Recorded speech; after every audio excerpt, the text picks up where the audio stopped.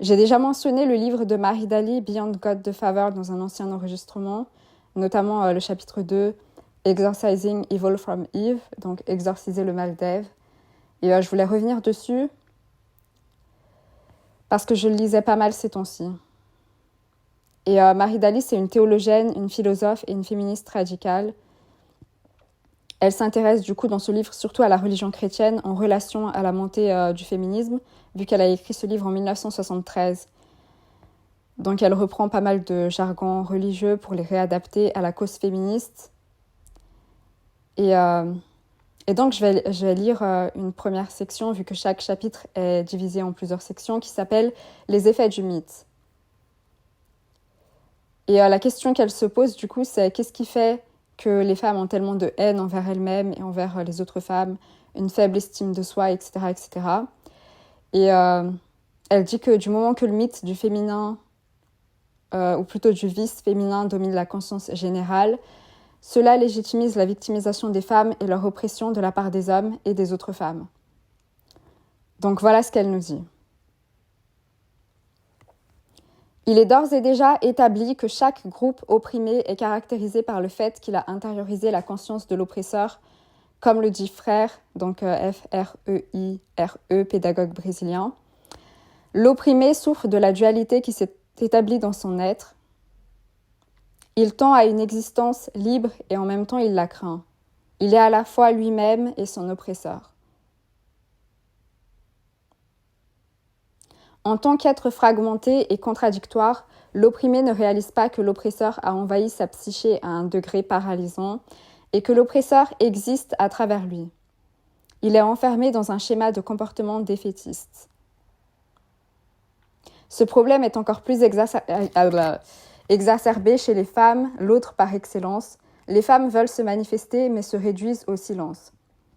Le désir d'action est en grande partie projeté sur les hommes.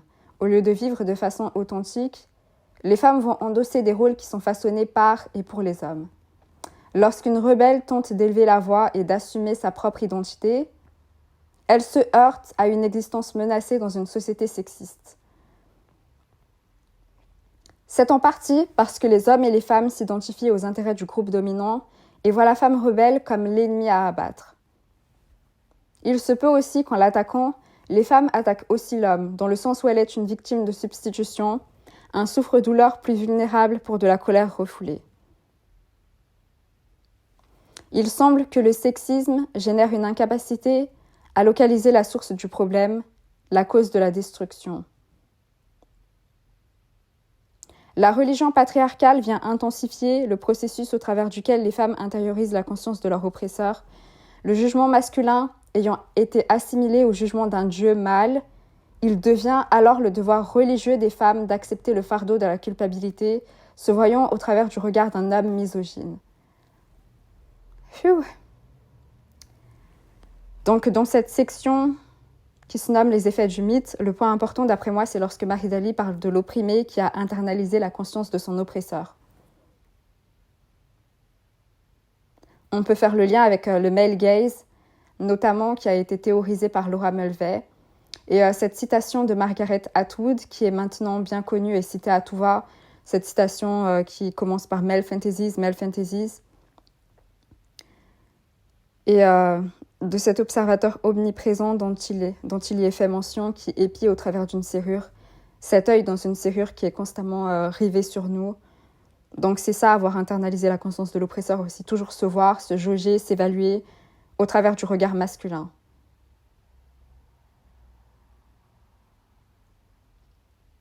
Ça ne s'arrête pas juste à notre apparence, mais ça déteint aussi sur tous les aspects de notre vie, tous les aspects de notre conscience.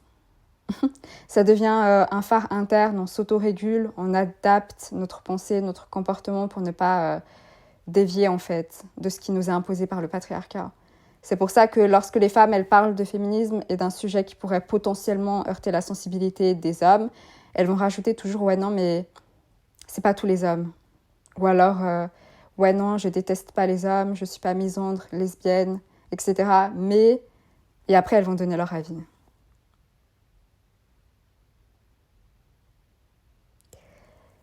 Et Marie Daly, elle assimile en fait ce processus pour se débarrasser de cette présence patriarcale à un exorcisme. C'est pour dire à quel point il est enraciné en fait dans notre conscience. Comme on nous le dit, que cette dualité, elle s'est enracinée, établie au plus profond de notre être, et que l'oppresseur a envahi la psyché de l'opprimé à un degré paralysant, et que l'oppresseur existe à travers lui. Il est enfermé dans un schéma de comportement défaitiste.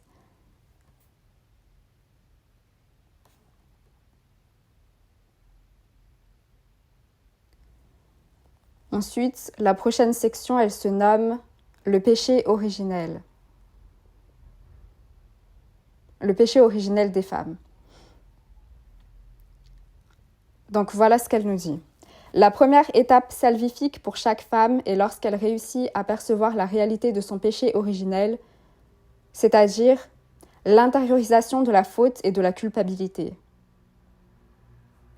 En nommant notre complicité dans notre oppression, notre péché originel, il est important de ne pas tomber dans le piège de blâmer la victime.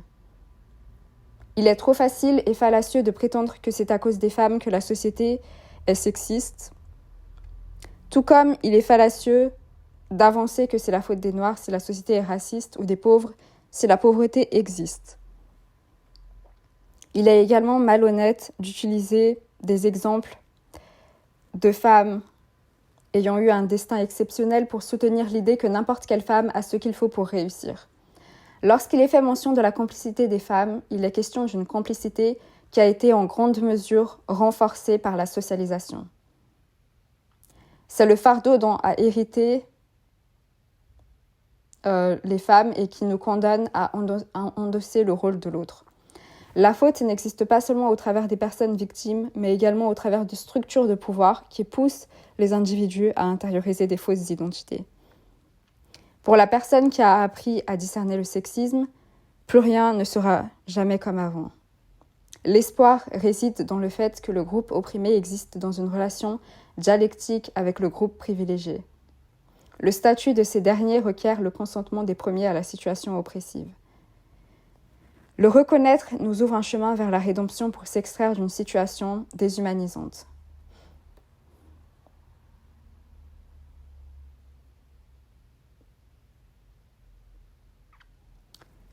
Donc, on voit que Marie Daly, elle a lu Beauvoir parce qu'elle recycle le concept de l'autre.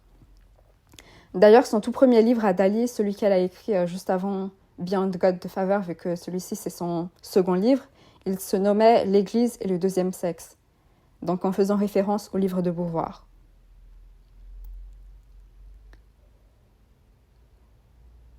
Là où leur raisonnement s'éloigne, c'est lorsqu'elle évoque la complicité des femmes dans leur oppression. Pour Marie Daly, cette complicité, elle est entièrement due à la socialisation. Et c'est ce qu'elle nomme le péché originel des femmes. C'est ce qu'elle nous dit. Lorsqu'il est fait mention de la complicité des femmes, il est question d'une complicité qui a été en grande mesure renforcée par la socialisation. C'est le fardeau dont on a hérité et qui nous condamne à endosser le rôle de l'autre. Alors que selon Beauvoir, même s'il existe une volonté ontologique de se manifester et de vivre sa vie comme on l'entend, il existe aussi chez chaque individu l'envie de fuir sa liberté et de se constituer en chose. Que c'est la solution de facilité que d'incarner l'autre, plutôt que de vivre une existence dont l'issue est incertaine et dans laquelle on doit forger nos propres armes et se frayer notre propre chemin. Donc cette tendance à la passivité, au déni de soi et à l'altérité, en fait, elle existe aussi chez chaque individu. Et elle est renforcée, voire légitimée dans une société sexiste, là où il y a des véritables répercussions pour les femmes qui osent vivre leur vie comme bon leur semble. C'est pour ça que Marie Daly, elle parle de existential courage aussi dans ce livre, de courage existentiel, juste le courage d'être, en fait, au-delà des conventions, au-delà des normes sociales, parce que ça demande du courage que d'être soi-même lorsque des structures de pouvoir existent pour nous garder dans une position de subordination ou d'auxiliaire à l'homme. Ensuite, la prochaine section, elle se nomme « Guérison ».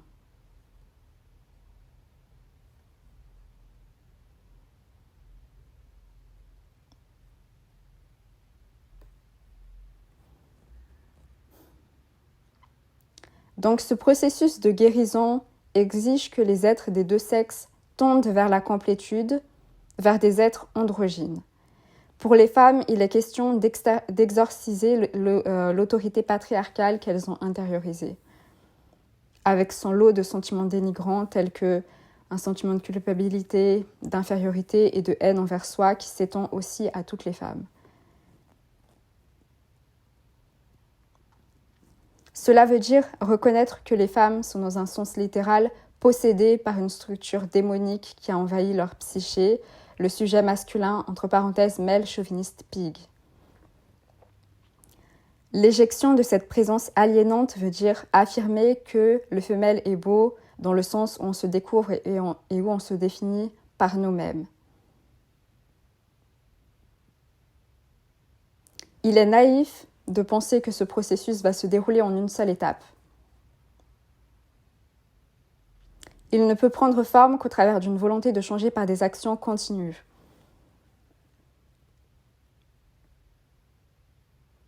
Il est également naïf de penser que c'est un processus qui peut avoir lieu dans l'isolation. La perception de la réalité d'un individu dépend à un certain degré d'un accord communal.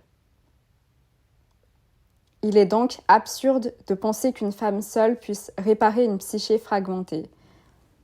La réalité qu'un tel individu essaye de maintenir se confronterait à un système qui déploie des ressources énormes pour la persuader de son erreur, de son péché ou de sa maladie mentale. Comme le dit un sociologue notoire, au mieux, un point de vue minoritaire est forcé d'adopter une posture défensive. Dans le pire des cas, il cesse d'être plausible à qui que ce soit. Les chances de survie d'une minorité composée d'une seule personne sont presque nulles.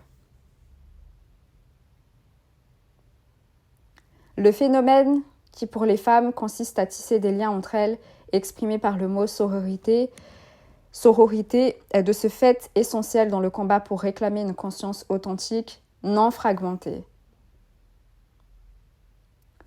Seules les femmes qui forment une alliance peuvent créer une alternative au point de vue dominant.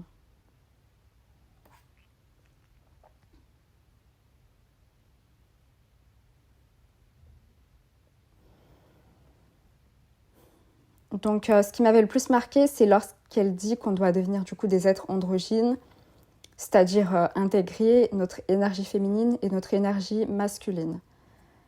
Et ça m'a tout de suite évoqué en fait cette publication, ce post que j'avais vu sur Lipstick Alley, qui dit que pour être des femmes, selon la socialisation du patriarcat, on doit nier en fait tous les aspects de nous-mêmes qui vont dans le sens de l'autopréservation et nous permettent de nous protéger contre la misogynie. Donc que nous devons renier notre propre masculinité innée et la projeter sur les hommes afin d'être une femme selon la société. Et le patriarcat veut que les gens croient que les femmes doivent être en harmonie avec les hommes, c'est-à-dire que les femmes, elles doivent être dans leur féminité et les hommes dans leur masculinité. Donc ils ont détourné le concept d'harmonie du masculin et du féminin pour le rendre externe, alors qu'il a toujours été interne. Il s'agit d'une ruse car l'éveil spirituel et l'ascension doivent se faire par l'équilibre interne entre nos énergies masculines et féminines. Donc voilà ce qu'elle dit. Et elle rajoute ensuite « Cela m'a amené à réaliser que les femmes doivent vraiment posséder et exprimer leur rage et se laisser aller à la violence lorsque c'est nécessaire, c'est-à-dire pour nous protéger. Nous devons cesser de projeter ces traits de caractère sur les hommes et d'attendre d'eux qu'ils les mettent en œuvre à notre place. » C'est exactement ce que veut le patriarcat, que les gens soient divisés entre leur masculinité et leur féminité, afin que nous ne nous sentions jamais entières. Et ouais, non, donc ça rejoint ce que dit Marie Daly aussi, dans sa section les effets du mythe et de cette psyché qui est fragmentée. elle nous dit le désir d'action est en grande partie projeté sur les hommes. C'est-à-dire qu'on attend des hommes en fait qu'ils incarnent en fait tous ces traits qui sont typiquement associés à la masculinité. Alors que lorsque nous-mêmes on projette ces traits sur les hommes, en fait, c'est comme si on les supprimait ou qu'on les bridait. Et lorsqu'on bride ou qu'on supprime notre masculinité, on supprime aussi une partie de nous-mêmes au final. Donc ce poste, pour moi, il va au cœur du sujet. Car le patriarcat, il insiste qu'on doit endosser des rôles, comme si on était dans une pièce de théâtre, en fait. C'est ça, on est dans une grande pièce de théâtre et il y a un metteur en scène. Ce pater, cette présence patriarcale, peut se matérialiser dans différentes personnes, il peut changer de corps à chaque fois.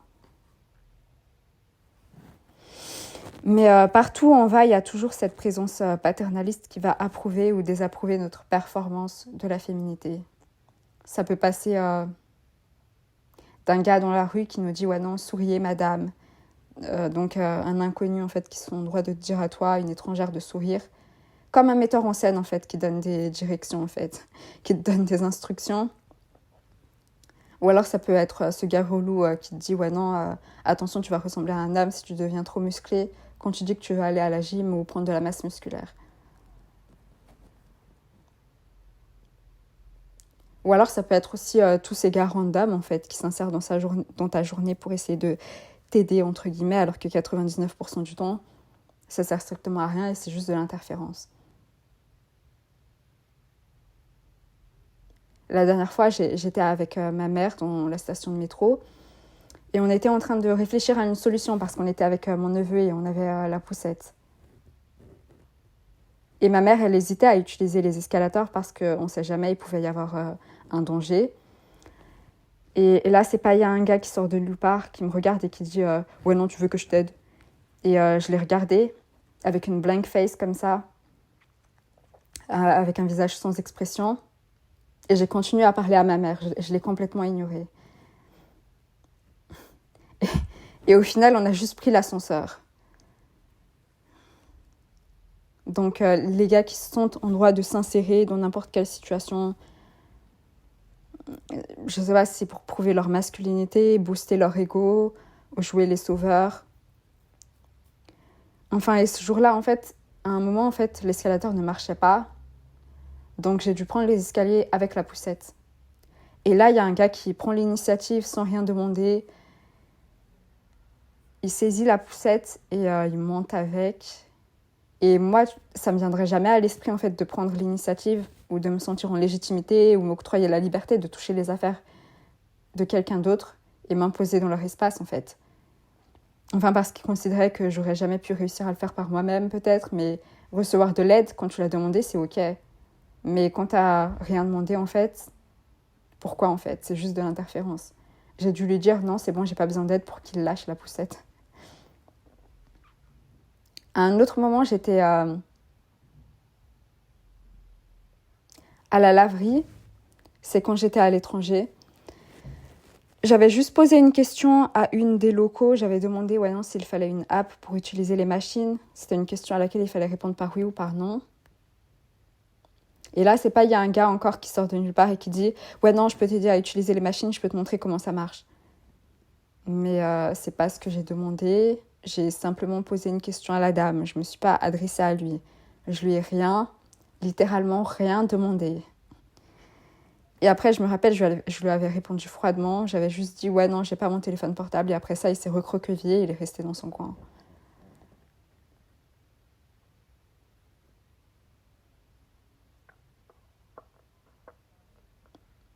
Récemment, j'ai encore eu un problème similaire, mais c'était quelqu'un que je voyais de manière récurrente lorsque j'allais à mes leçons bibliques. Les personnes qui ont le complexe du sauveur, ils projettent juste une volonté de se sauver eux-mêmes en sauvant les autres. Mais après, c'est légitimé dans notre société par les rôles de genre. Donc, j'avais de l'anxiété, j'étais stressée à chaque fois que je voyais cette personne à ses leçons bibliques. Et je ne comprenais pas pourquoi, jusqu'à ce que je tombe sur ce commentaire qui expliquait de manière hyper juste, hyper incisive, pourquoi en fait j'étais aussi stressée. Donc cette personne, elle disait « Ouais, non, c'est frustrant Certaines personnes qui ont été victimes d'abus, négligées ou maltraitées sont hyper attentives aux autres. Ils ont naturellement cette anxiété, ce focus sur les autres. Ils pensent que le silence est synonyme de colère ou que l'autre personne est de mauvaise humeur. Et s'ils ne peuvent pas voir extérieurement en fait que vous êtes satisfait, que tu es satisfait, ils vont se faire un devoir de s'assurer que tu l'es, que tu es à l'aise en fait pour que eux ils le soient. Et ensuite, ils rajoutent, c'est une dépendance émotionnelle et c'est vraiment frustrant. C'est épuisant parce que vous commencez à avoir l'impression que leur bien-être est votre responsabilité et que vous ne pouvez pas vous contenter d'être, tout simplement. Donc c'est ça, tu ne peux pas être dans le moment présent, car tu dois constamment être conscient en fait, de l'image que tu renvoies, des signes extérieurs de mécontentement que tu peux manifester par mégarde. Donc tu dois garder une façade, rester joyeux en fait, juste pour que eux, ça les rende plus à l'aise. Et le pire, c'est que je pensais que cette personne était un bon leader, que c'était de la vraie préoccupation, alors que tout ce que je faisais, c'était exister en fait. Il n'y avait rien que j'ai dit ou que j'ai fait qui ait pu laisser suggérer que j'étais mal à l'aise ou que j'allais pas bien. Et c'est ça, quand tu es quelqu'un d'introverti ou de stoïque, chez certaines personnes, ça fait remonter toutes leurs insécurités, pour on ne sait quelle raison. Et au contraire, c'est ce genre de pression, en fait, qui me met mal à l'aise, en fait. Quand les gens ils sont en mode, est-ce que ça va? Est-ce que tu as mal à la tête? Est-ce que tu as besoin de quelque chose? Est-ce que tu es fatigué? Est-ce que si? Est-ce que ça? Non, c'est trop. C'est un comportement qui est dissonant et c'est pour ça que ça génère de l'anxiété. Et le corps, c'est son propre cerveau de toute façon. Si tu as du stress ou de l'anxiété par rapport à quelqu'un ou quelque chose, c'est qu'il y a une bonne raison. Avant même que tu puisses intellectualiser quelque chose, avant même que tu puisses mettre des mots dessus, ton corps, il va réagir.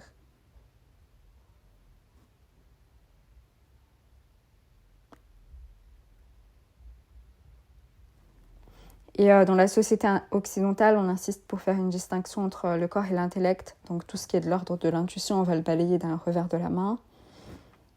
On va dire que c'est pas du concret, que c'est irrationnel et que ça découle pas de la logique, alors que le corps, il peut deviner, comprendre, sentir des choses qui sont tellement subtiles en fait, que même le cerveau, il suit pas.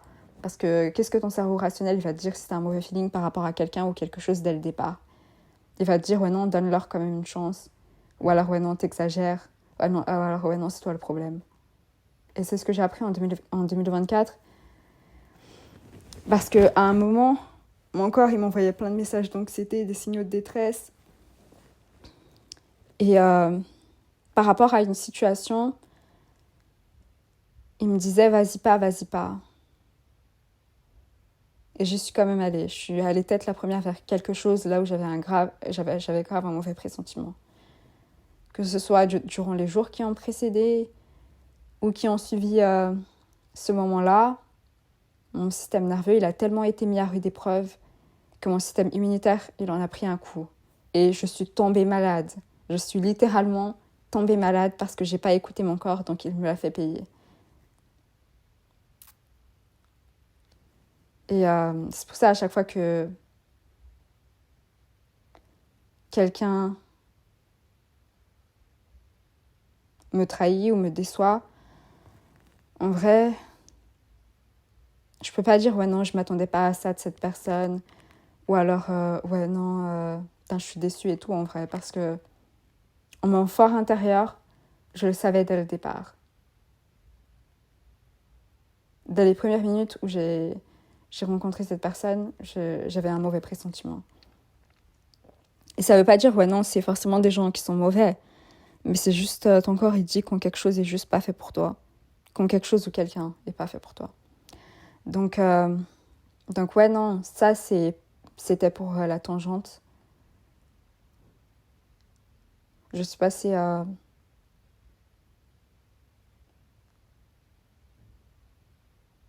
du coq à l'âne un peu, mais j'ai fait un lien avec du coup la dépendance émotionnelle, donc dépendance émotionnelle qui est légitimée par les rôles de genre.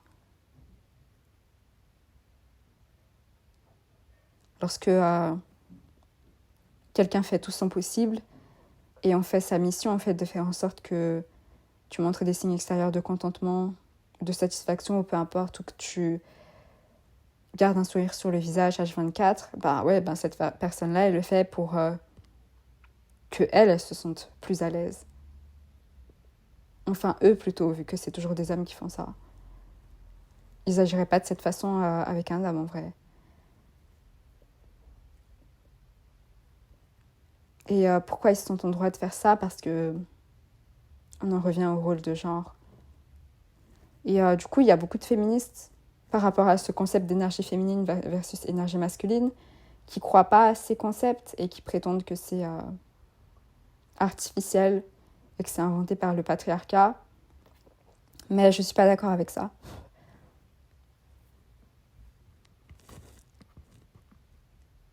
Et c'est ce que dit Marie Daly lorsqu'elle avance qu'on doit être des êtres androgynes, c'est qu'on doit à la fois être des êtres masculins et féminins.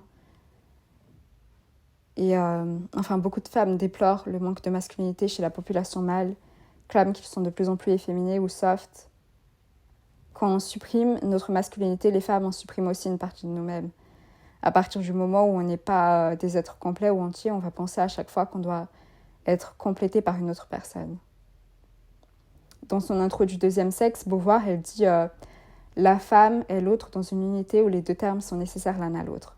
Parce qu'elle considère que le couple est une unité fondamentale dont les deux moitiés sont rivées l'une à l'autre. Donc que le couple, c'est le fondement de la société. Donc. Et que lorsque un homme et une femme se mettent en couple et qu'ils forment une union, c'est le masculin et le féminin en fait, qui se rejoignent. Et c'est un concept qui est extrêmement hétéropatriarcal au final. À partir du moment où les femmes, nous, on n'accepte pas notre masculinité et qu'on la rejette sous prétexte que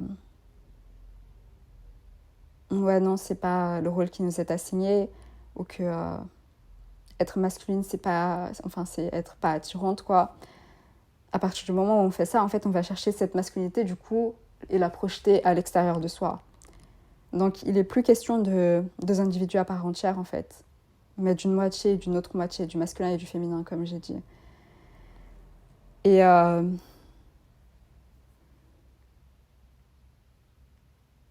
ouais, non, c'est pour ça qu'il n'y a pas de... Enfin, de toute façon, c'est ça qui crée de la dépendance, de toute façon.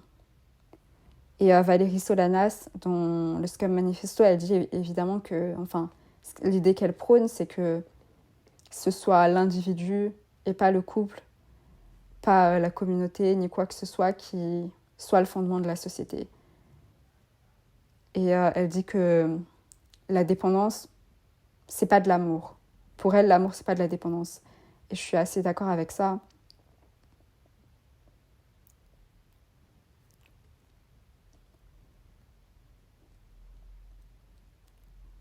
Et il y a aussi une dimension raciale dans tout ça, vu que plus une femme a la peau foncée, plus elle est considérée comme masculine. Et lorsque j'avais posté du coup cette section du livre de Marie Daly qui s'appelle Guérison, j'ai reçu un commentaire qui disait « C'est pourquoi les femmes noires sont dans l'ensemble antiféministes. Elles sont trop attachées à la hiérarchie de genre pour vouloir être des êtres androgynes à part entière.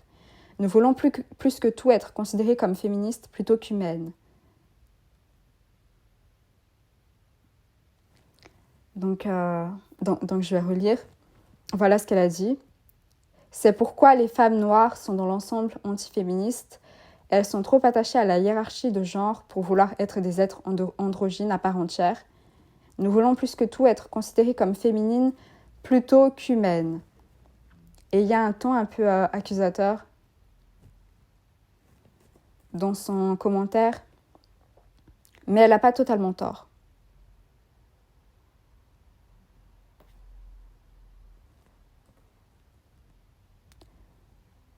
Parce que j'avais déjà mentionné cette hiérarchie de genre précédemment. Et donc, vu que les femmes qui ont la peau foncée, les femmes noires à la peau foncée, vu qu'elles sont considérées comme masculines, les dark skin, elles vont forcer... ce que j'ai remarqué, c'est qu'elles vont forcer souvent une voix douce ou forcer une voix de bébé ou des manières ultra féminines, voire même infantiles. Et par exemple, parmi les femmes noires qui sont connus. Les dark skin, il y a une humoriste du nom de Ziwei qui clame à qui veut l'entendre dans son émission, dans ses interviews, qu'elle est d'office perçue comme intimidante, menaçante ou agressive. C'est ce dont elle se plaint souvent et que elle va contrebalancer en fait en s'habillant tout en rose, en adoptant une esthétique hyper girly, Barbie, presque enfantine, va même dans ses mimiques imiter un bébé en suçant son pouce et en disant coucou gaga. Enfin, c'est devenu une de ses accroches. Donc tout ça en réaction à la misogynie noire et à tous les mots dont elle est criblée comme masculine, agressive, intimidante, etc.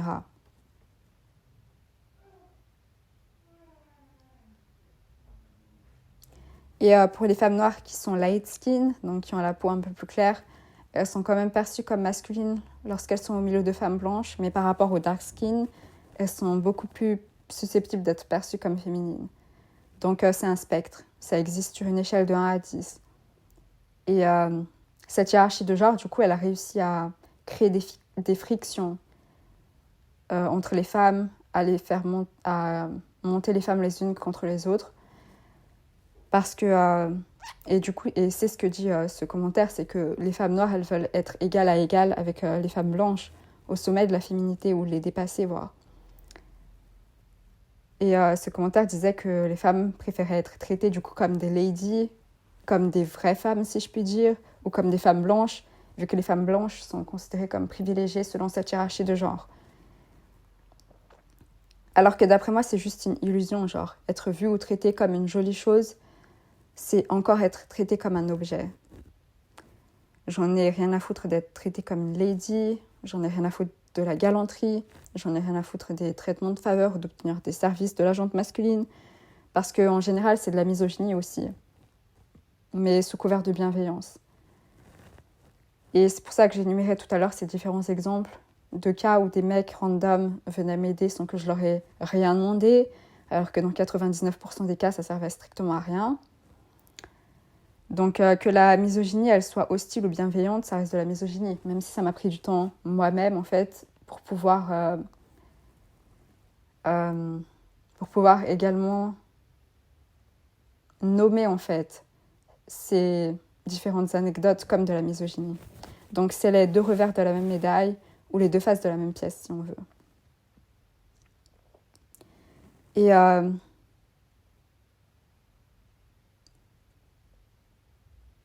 c'est seulement lorsque je suis tombée sur ce concept de benevolent sexism en anglais que c'est là où j'ai pu en réalité percevoir en fait ce genre de comportement comme étant sexiste, machiste, etc. Et il y a des études qui ont été menées sur ce concept de sexisme bienveillant. C'est que la majorité des femmes hétéros, elles sont OK avec ça. Elles vont pas le percevoir comme un problème. Au contraire, elles vont voir ça comme un privilège. Lorsqu'on se plaint par rapport à ce genre de comportement récurrent, on va nous dire « Ouais, non, t'as juste à faire de ces hommes tes serviteurs. » Alors que non, je veux tout simplement pas interagir avec eux en vrai. Et ces études, elles ont montré que les femmes lesbiennes, elles étaient moins favorables ou voyaient d'un moins bon œil ce sexisme bienveillant parce qu'elles ne sont pas dans un rapport de séduction avec les hommes. Donc elles sont moins amènes de jouer le rôle de la féminité, enfin, ou plutôt de participer en fait à cette danse et de cirer l'ego des hommes, de sourire bêtement. Si un homme s'autorise à envahir son espace ou s'interposer pour soi-disant aider. Donc, alors qu'à l'inverse, se faire plus bête qu'elles ne le sont ou moins compétente qu'elles ne le sont et accepter plus facilement l'aide des hommes, l'aide entre guillemets, hein, pour protéger l'ego des hommes, c'est presque une seconde nature chez les femmes hétéros. Donc on voit à quel point le genre est strictement lié à l'hétérosexualité. Vu que comme je l'avais dit aussi auparavant, à partir du moment où on voit le couple comme le fondement de la société et comme ces deux polarités, en fait, le féminin et le masculin en fait, qui se rejoignent, alors que c'est des polarités en fait, qui devraient exister à l'intérieur de chaque individu, Alors ouais, c'est un pendant en fait, un pilier qui consiste à légitimer la prépondérance en fait de l'hétérosexualité en fait. Pas juste de manière générale en fait, mais surtout je veux dire dans la manière dont on interagit dont on interagit les uns avec les autres.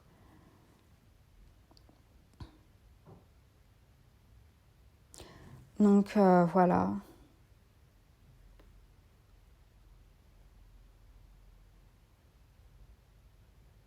C'est tout pour moi. J'ai pas encore lu en fait l'entièreté du livre de Marie Daly, Beyond God the Father. Mais le chapitre 2, je trouve qu'il y a pas mal